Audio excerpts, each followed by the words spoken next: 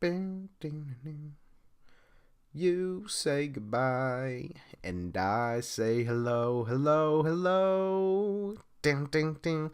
Oh no, what a fucking banger. What is up, knuckleheads? KnucklesUp or Michael here, and today I'm back with a brand new video.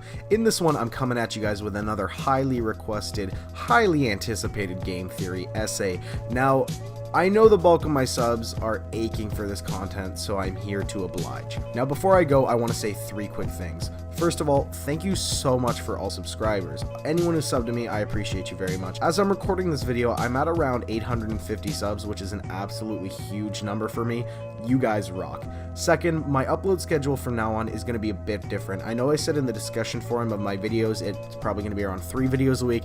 That's not going to happen. So what we're going to do is we're going to do one video essay / game theory, or maybe both, every Sunday, and every Wednesday will be an undeclared video. So that could be gameplay or a fun vid or a vlog or whatever the hell I think of. Finally, if you wish to vote for next week's game theory or video essay, so make sure to get your comments in before Wednesday. Feel free to pick between Assassin's Creed Odyssey or Speedrunners. Both are super fun and would make for very good videos. Comment down below, cast your vote, let me know which one you want me to talk about. And if you have other games that to talk about in the future, maybe a month from now, do let me know, because I'm always on the hunt for new games. Now, without further ado, today's video is going to be about Rocket League. The unique and highly addicting gameplay made Rocket League a smashing success upon its release in 2015. Since 2015, Rocket League still maintains a pretty high rate of players, really good gameplay still, and actually a thriving esports scene. Now that the history is out of the way, let's get into the theory. I know some of you are already scratching your heads because you've read the title and you have no idea what's going on. If you're familiar with this game, you already know there is no story, no lore, and nothing to grab onto from a theory perspective. Even the developers have come out when asked and said, look, there's really no story to this game. It's just basically cars smashing into each other trying to score goals. This is the case with most party-like games, but when a game does not have a story mode for our theory, it is my job as Mastermind Knuckles to create lore that does not exist. That is essentially what I'm going to do today. And let me be the first to tell you that Rocket League is not merely cars smashing into one another, but instead a recreation of consumer society between child and corporation. Allow me to explain. The first time I played Rocket League was around its launch in 2015. I'm not sure if you guys were around YouTube then, but everyone was hyped about this game. Like, literally every YouTuber was talking about how fun it is and, oh my god, I can't wait to buy Rocket League. So I kinda gave in to the hype and I bought it. And I immediately loved it. However, since playing on and off for the last 4 years or so casually, something never sat right with me, and that's the maps. I know a lot of you right now who have played this game are just yelling at your screen, Knuckles, my guy. Like, I love you, we go way back, but really? The maps? It's a game where RC cars play soccer and blow each other up, and that's the thing to you that doesn't make sense. Now, do not get me wrong, guys. The premise of this game is absolutely ridiculous, and you'd be right in saying the settings of the map are equally as ridiculous. You go from an underwater map to an outer space map. You go from futuristic 100 years later Tokyo to if ancient Greece spent more time developing the smartphone than the alarm clock. Or how about going from a train station one moment to being on the plains of frickin' Mad Max? Like that, it makes zero sense to me. Now, yes, the premise of this game is ridiculous, and I have 1,000 questions about how these cars actually function, but I've heard stranger things in party video games before than cars crashing into one another playing soccer. Without a given story mode, I just can't understand how all these environments make sense and come together to create a cohesive story of some sorts. It just doesn't make sense to me. So while initially theorizing, I was so hung up on what the maps literally are as opposed to what they could mean. And what I mean by this is that my first theory was an explanation similar to that of the movie Real Steel. Pause. If you have never seen Real Steel, I want you to stop this video now, even though I need those sweet YouTube views. Just stop right now and go watch Real Steel. It's such a fun movie. I thought I was gonna hate it. I loved it. Hugh Jackman's a babe. This movie's fantastic. Just go watch Real Steel. It's amazing. But anyway, Real Steel is a movie where basically it's 100 years in the future and people have eliminated human competition in sports like boxing because it is deemed too unsafe for players to play. So essentially, robots have taken over the part of humans, and people actually go to arenas where they watch robots like the same size as human fight each other. It's, again, by the way, it's so cool. Just watch this movie. Please, for the love of God, watch this movie. And so I started thinking, Rocket League must exist a world 100 or 200 years in the future future where machine operation sport is the norm. While I feel like this theory still could work, even though I think I have a better theory, it does still leave a lot of questions unanswered. So does sport take place in outer space as well, meaning 100 years in the future, humans have successfully colonized the moon and neighboring planets? What's the deal with these random egg spectators and why do they exist? And are Back to the Future and Hot Wheels still relevant enough to warrant them getting DLC cars in a game set 200 years from now? While contemplating all of these questions, I figured out that the theory of Rocket League's lore is best answered in the simplest way possible. I kept going back to this conclusion after continuously digging but dismissing it as it was too easy, but honestly I think this is it, folks. Here it is. Rocket League is a children's game set not in the future but in real time, being sold to kids of the 21st century. How do I know this? Well, let's take a look. Beginning with the premise, Rocket League is a game in which cars compete in soccer. Now I don't know about you, but to me this idea is pretty outlandish, and this is what makes it a great children's toy.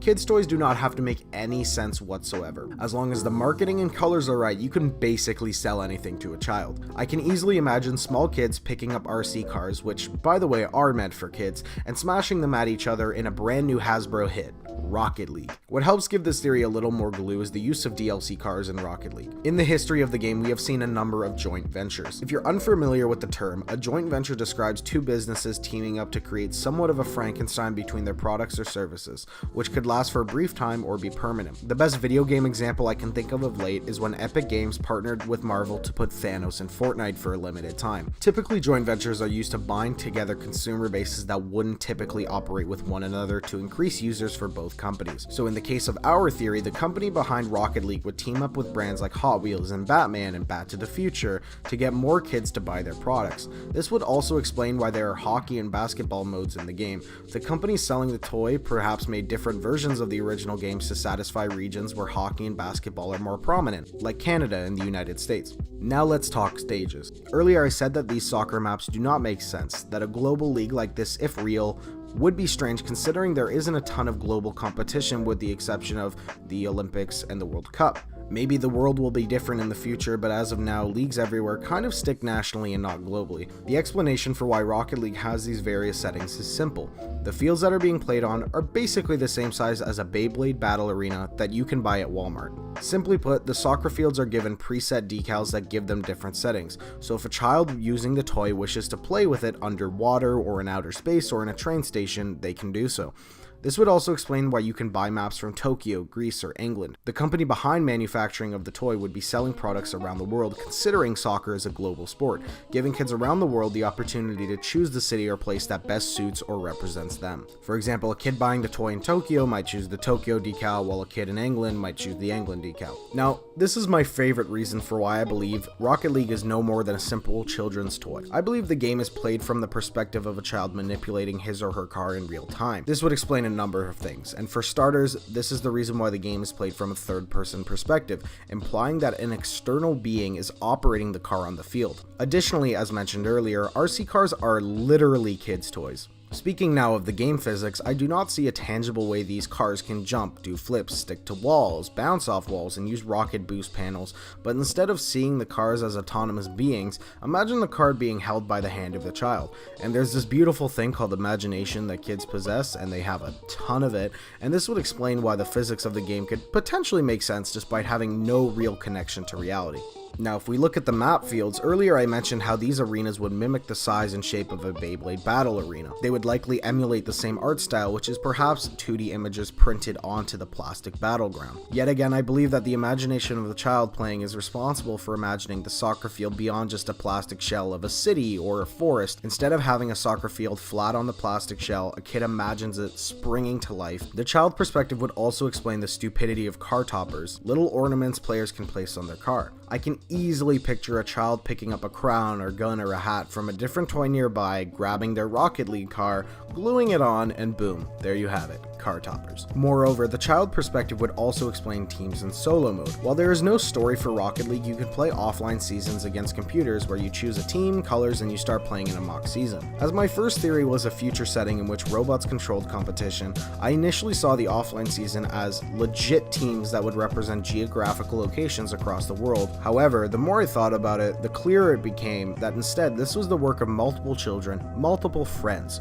who come over to each other's houses and play with each other other's Rocket League toys together. The logos and branding on the team are far too juvenile to exist on any major sports team around the globe. The cars are just simply painted the colors of the team instead of being dressed up in proper uniforms, and the teams do not have a physical geographic location tied to them, but are instead just called dragons or bombers or sharks. It would not make sense for these teams to be real teams in the future. Instead, a child and his friends create a mini league with one another, where they compete in Rocket League seasons, make their own teams, draw their own logos on paper, paint their own cars, and battle it out with their friends. Now here's the last part of the theory that I want to address, and it is a bit of a stretch, but I think it has a little bit of ground to it. So the fans in every Rocket League stadium are basically like weird shaped like beings. They're kind of just like eggs that are painted by the color of the team they support. It took me a while, but I kind of figured out a symbolic answer. Bear with me. I started thinking like, okay, the theory is this toy company and they sell Rocket League to kids all over the world using brands like Hot Wheels and Batman to make extra money, and it's basically just a children's toy. In my head I'm thinking, okay, who's selling these toys? Now there is no clear company I can point to for an answer as to who makes these toys. However, I can make a bit of a comparison here. Now for quite some time, business has been a male-dominated industry. Despite the shift in tide, considering more females and more people of color are entering the business world, the industry is still heavily white and male, and there isn't anything inherently wrong with that, but it's just an observation. Now I want you to look at a real egg. Now I want you to look at it closer. See what I mean? Now, okay, take me seriously here for one moment. I know this is a bit ridiculous, but the eggs can be symbolic of the company selling the game. Watching over the cars equates to monitoring sales, seeing how their products are performing. Whenever there is a goal, these generic eggs aren't celebrating the kids scoring, but rather more kids using and enjoying the toy that they created, making them richer and happier. While it seems ridiculous, it is a fairly decent explanation for why these eggs exist. And feel free to let me know in the comments below if you have any idea, because honestly, that was the best thing I could come up with. Well, that's all I got for you guys today. If you enjoyed this Rocket League game theory, then please drop a like down below. Subscribe if you have not, and as always, I will see you guys in the next one. Peace out.